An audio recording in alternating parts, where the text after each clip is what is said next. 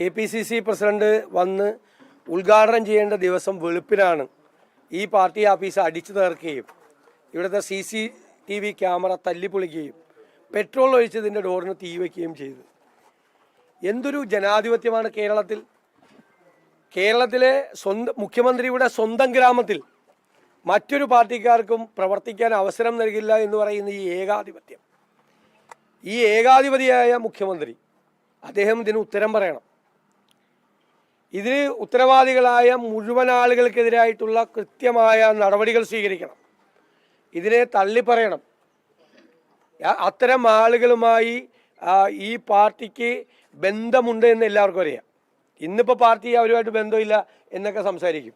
അത് ചന്ദ്രശേഖരൻ്റെ കൊലപാതകം കഴിഞ്ഞപ്പോഴും ആ കൊലപാതകത്തിൽ പാർട്ടിക്കൊരു ബന്ധമില്ല എന്ന് തന്നെയാണ് CPM പറഞ്ഞത്. എന്ത് വൃത്തികേട് കാണിച്ചാലും കൊലപാതകം നടത്തിയാലും പാർട്ടി